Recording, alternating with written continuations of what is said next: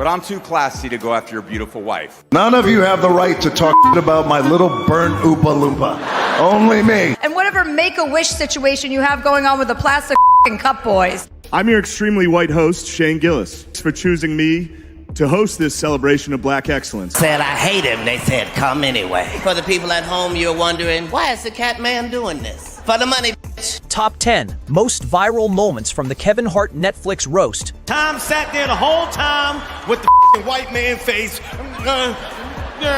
Netflix already proved it could do live roasts when Tom Brady sat down and took a verbal beating in 2024, but nothing could have prepared anyone for what happened on May 10th, 2026. Jesus, do you ever shut the up? Or have you just been here screaming into that mic the last 2 years waiting for daddy to come home? The roast of Kevin Hart didn't just cross lines. It obliterated them. These are the 10 moments the internet absolutely lost its mind over. Number 10, Tom Brady's revenge opens the night. Nobody said getting roasted was going to be easy. But Kevin Hart didn't exactly expect his night to start with Tom Brady walking out to a thunderous ovation while holding a custom Knicks jersey. You son of a bitch. And I brought you a jersey. Oh, you son of... Give me That's newborn size. That fit you? Give me the... All right, sit down. And Hobbit. That jersey wasn't just a prop, it was a declaration. Brady walked straight to the microphone and made clear in the first 10 seconds that this was not going to be a night of gentle, friendly jabs. His opening line set the tone immediately. This won't take long because, as you guys know, I'm a busy man. The crowd erupted. So what was it that you were screaming at my roast? Time to get comfortable being uncomfortable. Those were your words, Kevin. But I've never seen anyone drop the ball like this. How did the GOAT roast go from me to you? Hart, seated at the dais with absolutely nowhere to go, could only sit there and absorb it. Here is why that moment hit so differently from everything that followed it. 2 years earlier, at the roast of Tom Brady in 2024, Kevin Hart was the host, the one with the microphone, the one running the room, the one making Brady visibly uncomfortable in front of millions of viewers over his divorce from Gisele Bündchen, his failed business ventures, and everything in between. Hart didn't hold back a single thing that night. Sometimes gotta your coach. You know who else they coach? Gisele. She that karate man. 8 karate class a day, and she's still a white belt. The only bruises she had were on her ass. He was relentless. And Brady, who was arguably the most competitive individual to ever play professional football, cataloged every single word. So, when Netflix handed Brady a microphone at the same Kia Forum 2 years later and told him the stage was his, he took it seriously. This wasn't a man showing up to wing a few rehearsed jokes and leave gracefully. Reports from inside the production described the set as a genuine revenge roast in spirit. Roastmaster General Jeff Ross later said in a Variety interview that when Brady came out talking about Hart's personal life right out of the gate, even he felt the temperature in the room drop and then immediately skyrocket. What made it even more satisfying to watch was the look on Kevin Hart's face, wide-eyed, clearly caught off guard by just how precisely Brady's material had been aimed. The man who always has a comeback ready sat there in silence for the first time in a very long time. Brady wasn't just a warm-up act. He was the opening shot in a full-scale war that would only escalate from that moment forward. Stop. You gotta cut it out. Because you're about to get that teeny tiny little ass of yours reamed tonight. And I cannot wait to watch this. Paybacks of... But Brady was just the beginning, and what came next arrived with a soundtrack. Number 9, Usher turns Let It Burn into a weapon before the first comedian even stepped to the microphone. Usher walked onto the stage and did something absolutely nobody saw coming. He didn't deliver a speech. He didn't offer a toast. He performed a fully custom-written version of Let It Burn, one of his most iconic songs, and turned it into a complete roast track aimed directly at Kevin Hart. But I don't know why you chose to do this. What you about to do? It's gonna burn for me to say this, really coming from my heart. Said I watched you last stand up, and not a single funny part. I really hope you work it out, but the soda left the plane. No matter the script, every role you take, it feels the same. The crowd at the Kia Forum realized within the first few bars that this was going to be a very different kind of evening. What made the moment so widely shared wasn't just the humor woven into the lyrics. It was the production behind it. The lighting, the staging, the raw star power that Usher brought to what is typically a straightforward comedy event gave the roast an almost concert-level opening that set an impossibly high bar for every performer who followed. Entertainment writers covering the event later noted that within the first few minutes alone, the tone for the entire night had been established, and it was enormous. This was not a casual celebrity roast in someone's ballroom. This was a full-scale Hollywood spectacle. Now you know you cooked and we bout to roast you. Who the f*** with them baby slacks and baby shoes? You son of a bitch, loser. The specific lyrics Usher delivered deserve their own moment of appreciation. Standing there with the conviction of someone who genuinely meant every word, he sang, "It's going to burn for me to say this, but it's coming from my heart. I watched your last stand-up and not a single funny part." It's gonna burn for me to say this, but it coming from my heart. Said I watched your last stand up and not a single funny part. The room went absolutely sideways. Hart, seated right there at the dais, had that very specific look on his face that only appears when a joke lands so cleanly that there is no possible response. He could do nothing but sit there and accept it. The clip hit social media within hours and racked up views at a pace that surprised even industry insiders. What gave this moment an extra layer of sting is the relationship between these two men. Usher and Kevin Hart have moved in the same circles for years. A random comedian taking a shot at Hart's stand-up is one thing. One of the most decorated musical artists of his generation, standing on a Netflix stage and performing, in song, that Hart's comedy wasn't funny. That is a completely different category of public humiliation. And the knives hadn't even fully come out yet. The comedians were lining up and the first surprise guest had something very specific in mind. Number 8. Lizzo walks out with a flute and zero mercy. Nobody in the audience at the Kia Forum expected Lizzo to appear that night. And absolutely nobody expected that when she did show up, she would arrive on stage playing a flute. But that is exactly what happened. Kevin and I are both mocked for our size, and we share that pain. But I can lose weight. You can't get taller. Lizzo walked out as the first major surprise guest of the evening, instrument in hand, and staged what she called a tribute to Kevin Hart's stand-ins and body doubles. What followed was a lineup of little people dressed in costumes from Hart's most famous movie roles, parading across the stage while Lizzo played, and the forum lost its collective composure. The visual bit alone was inventive and unexpected, but then Lizzo stepped to the microphone and made absolutely clear she had not shown up simply to stage an elaborate entrance. Looking directly at Draymond Green, who was seated on the dais as one of the evening's designated roasters, she delivered one of the fastest and cleanest lines of the entire night. "I've never seen Draymond Green in person. I always thought he was just 6 Kevin Harts stacked in a trench coat." The forum went completely sideways. Even Hart himself, who had already absorbed several rounds of punishment, could not contain the reaction. Without even pausing to let the room settle, Lizzo turned directly to the guest of honor and said, "Oh, no Ozempic for being short and greasy." Hart buried his face in his hands. The other comedians on the dais, people who make their entire living being impossible to rattle, were visibly losing it. The clip of that line alone became one of the most viewed moments from the entire roast, circulating across every major platform within hours of the event ending. This is why I love Lizzo. She came in hot for her roast to Kevin Hart. He was not expecting that. I need to see the full reaction. Somebody turn the camera. Lizzo really gagged him. Oh my goodness. What made Lizzo's appearance one of the most genuinely surprising viral moments of the night is the contrast it created. She is known globally as a feel-good artist, someone whose public identity is built around positivity, empowerment, and celebration. Watching her step onto a Netflix stage and go absolutely merciless on Kevin Hart within 30 seconds of arriving created exactly the kind of jarring, unexpected energy that drives people to immediately share what they just witnessed. The crowd hadn't seen it coming. Neither had the internet. Political grenades, however, were loading up backstage. And then Chelsea Handler arrived, and the room got a lot more politically complicated. Number 7. Chelsea Handler drops political bombs on stage. Chelsea Handler has never been someone who plays it safe in any room, and she certainly was not about to start doing so at a Netflix live event watched by millions of people across the globe. And you were like, He was like, Jesse,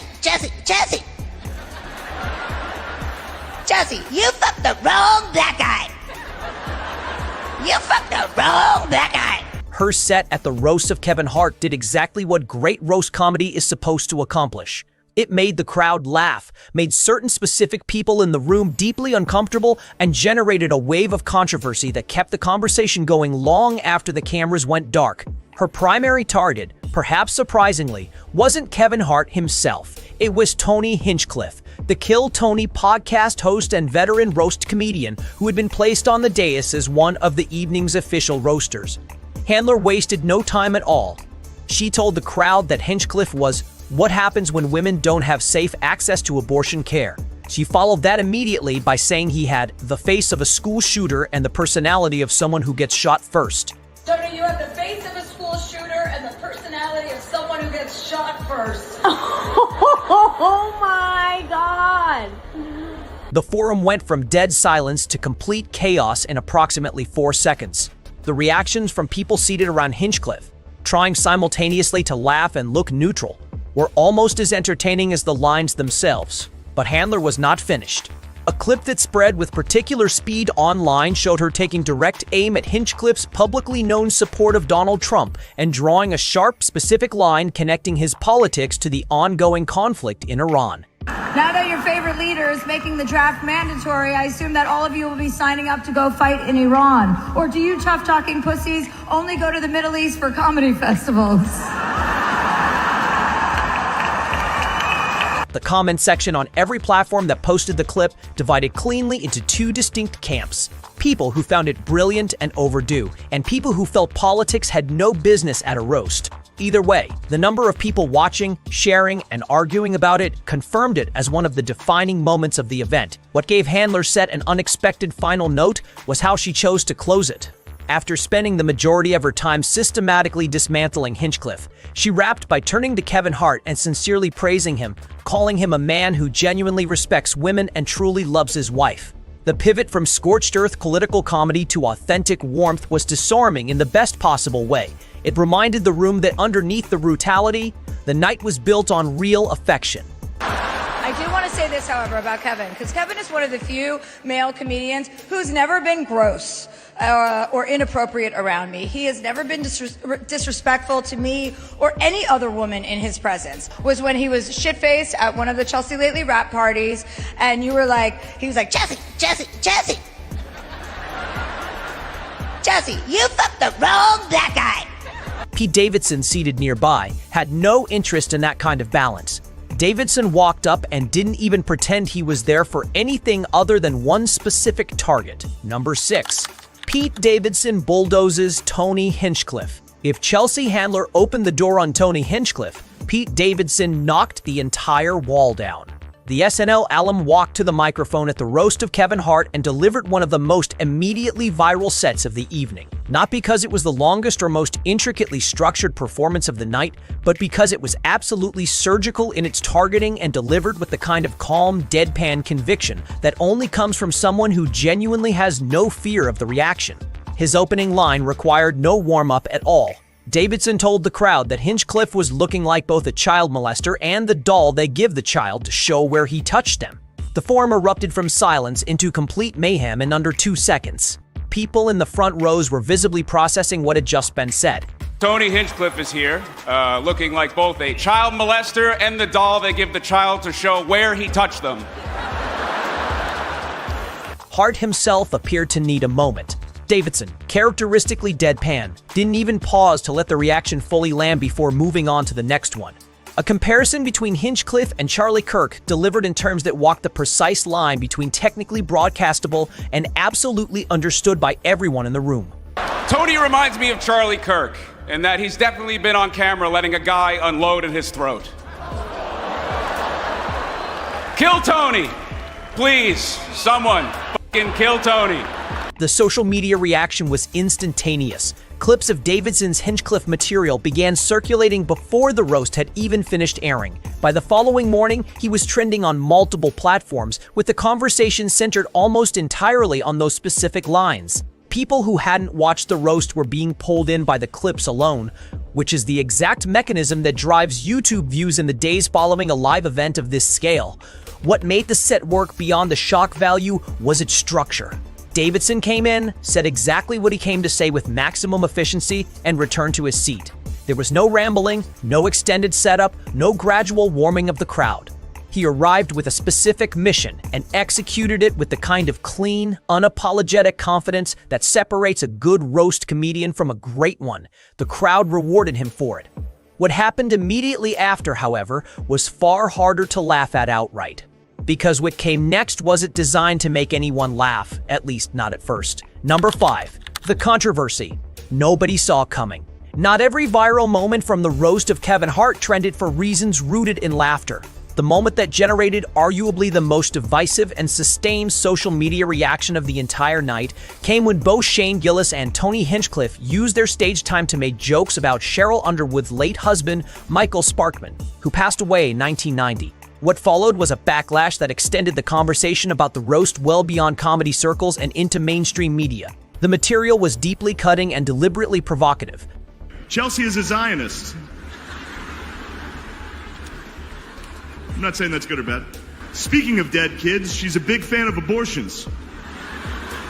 Hinchcliffe told the crowd from the podium that Underwood's husband had taken his own life just 3 years into the marriage, before posing the rhetorical question of how he had managed to last that long. Husband committed suicide 3 years into their marriage. I've been sitting next to her for 2 hours and I have to ask, how did he last that long? Gillis followed with jokes referencing bridges and the Golden State Warriors logo in ways the forum immediately understood.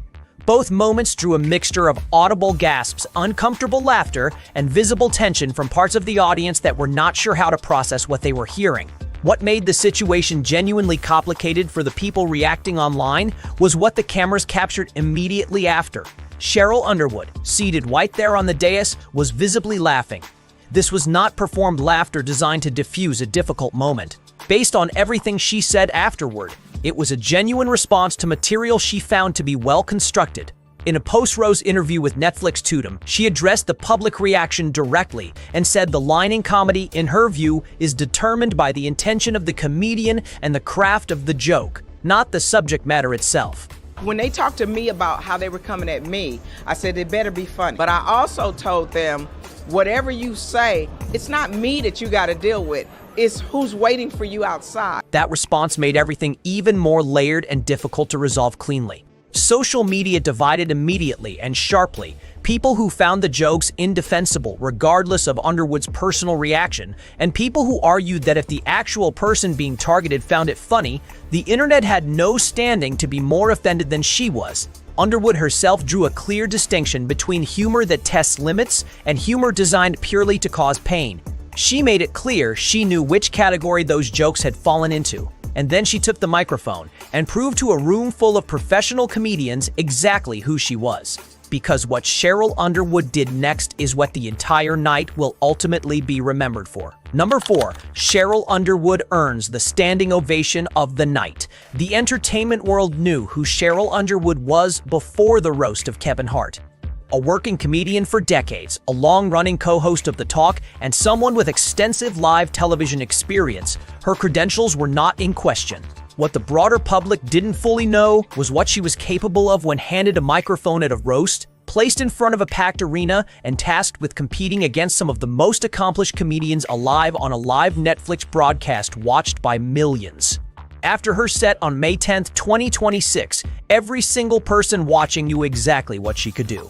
She opened with a sharp, immediate riff on freedom of speech that grabbed the room from the very first sentence. There was no gradual warm-up, no tentative first joke. She came out at full speed and simply did not let up. Made it out of motherfucking Inglewood alive. But I'm glad that Shane, your motherfucking ass, stopped that wigger. Or anything that sound like nigga, you wouldn't have made it out of motherfucking Inglewood alive. You will respect us in this house. This is the fucking forum. Critics and resappers who covered the event noted that the shift in energy inside the Kia Forum was perceptible within the first 30 seconds of her set. The room recognized what it was watching and responded accordingly. Her sharpest individual moment came when she told the audience that Kevin Hart was packing 10 inches. She held the pause perfectly. Then she delivered the punchline that collapsed the forum. They're his legs, but it's still 10 inches. Hart's reaction, unfiltered, helpless, genuine laughter, was one of the most replayed clips from the entire event. Kevin Hart is packing. Kevin Hart is packing. He's packing 10 inches in his pants.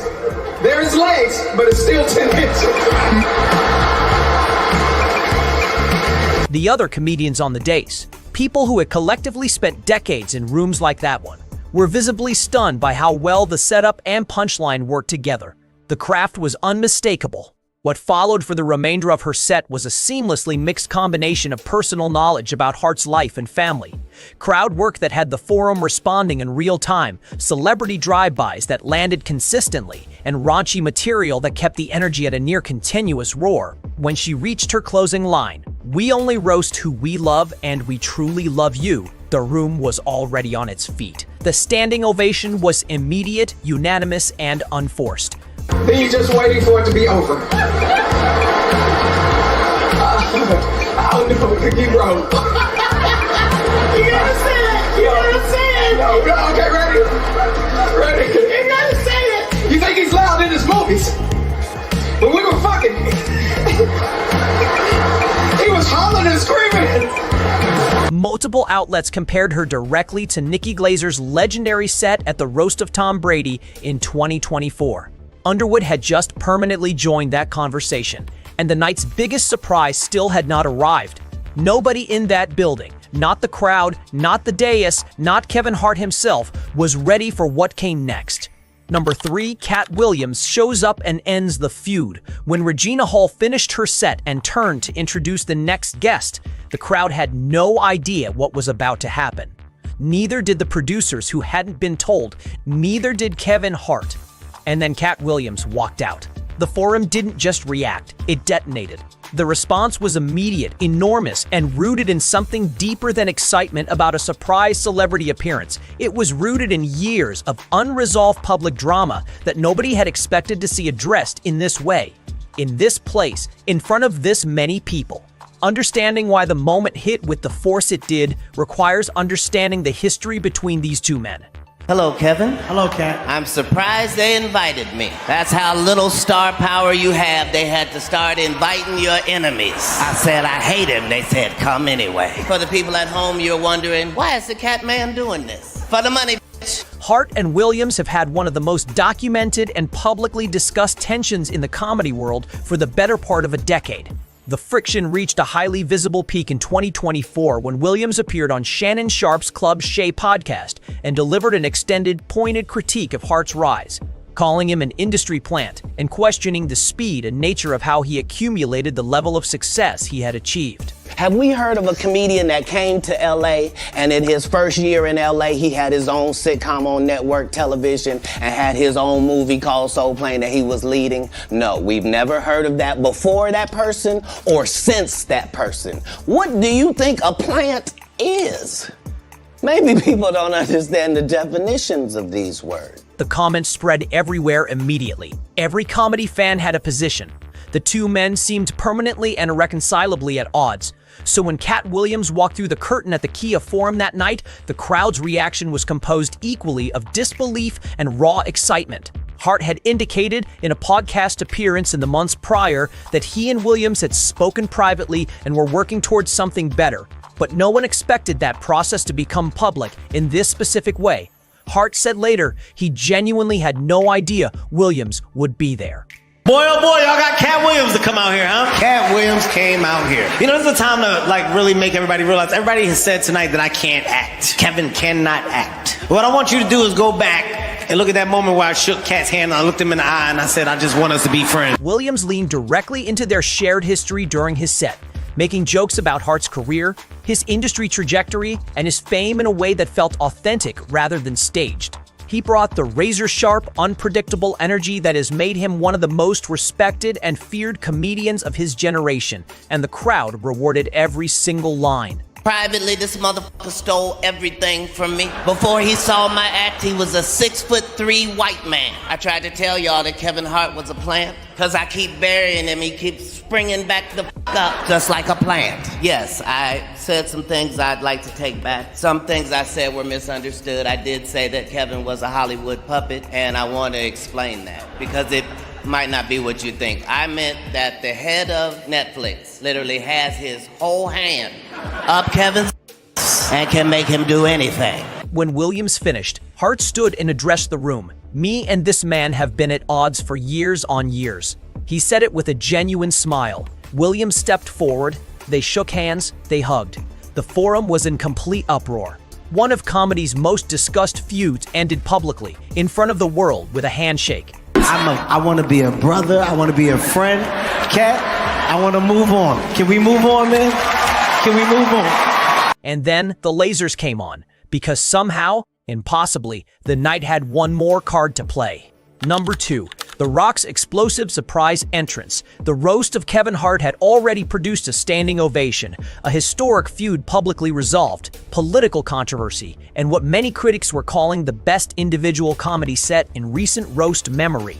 By any reasonable measure, the night had already been extraordinary. And then the arena filled with lasers and pyrotechnics, and Dwayne Johnson walked out to a reception that shook the Kia Forum to its structural foundation.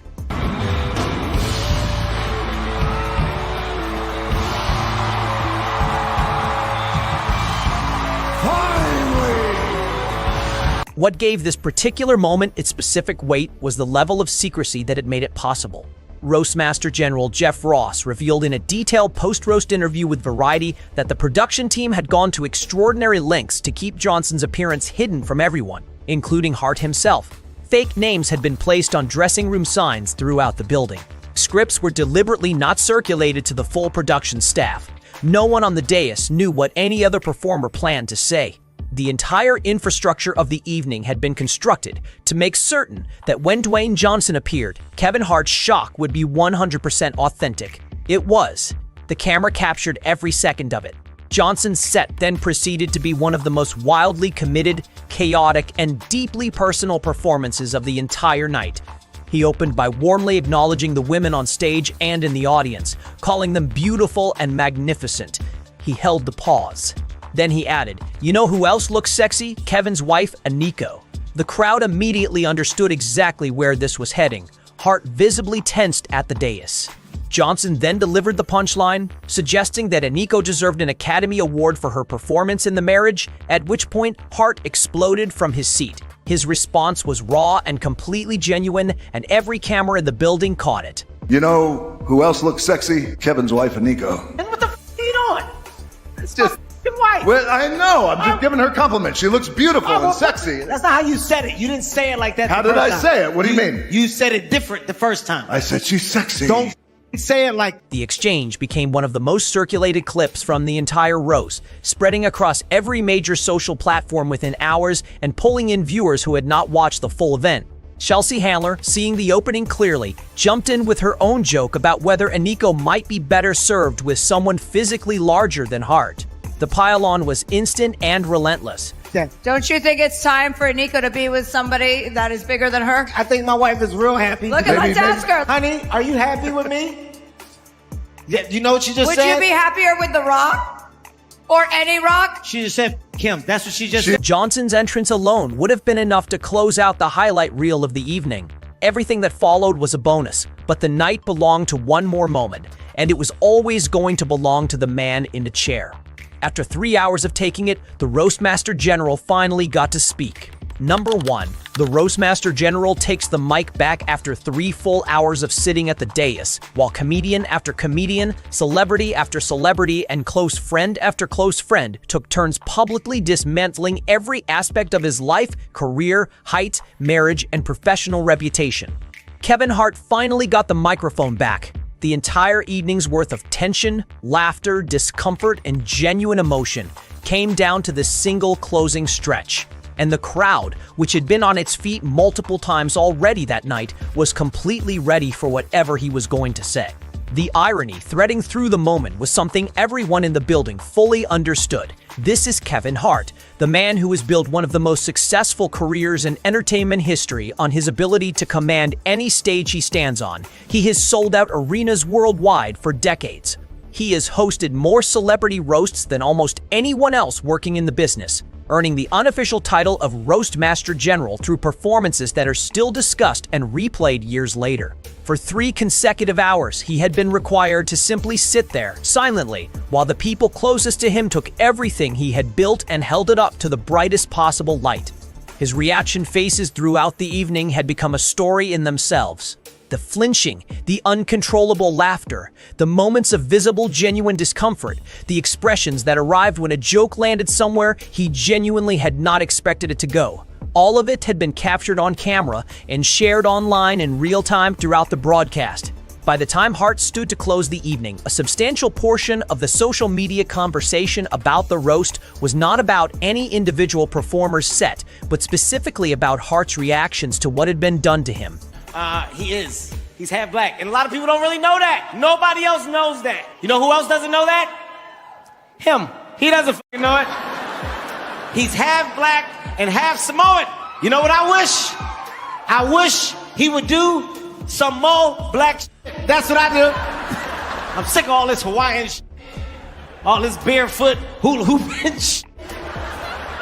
When he finally took the microphone, the forum gave him one of the biggest receptions of the night. He had earned it, not just for decades of work in the industry, but for surviving the very specific 3 hours that had just happened to him in front of millions of people.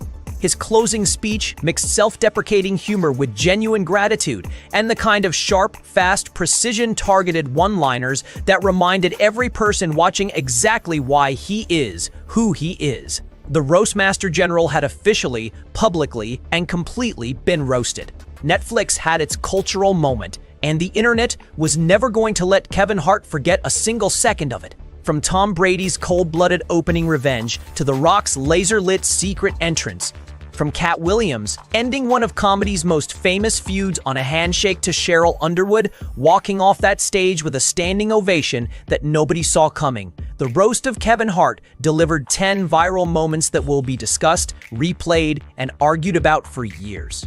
Netflix has done something genuinely remarkable with these live roast events. They have turned celebrity culture, real human relationships, genuine tension, and sharp comedy into must-watch live television that generates conversation far beyond the single night it airs. The roast of Tom Brady set the standard. The roast of Kevin Hart raised it in every measurable way. The only question the internet seems to be asking now is, who sits in that chair next? Drop your answer in the comments below and make sure you are subscribed because the next breakdown is already on its way.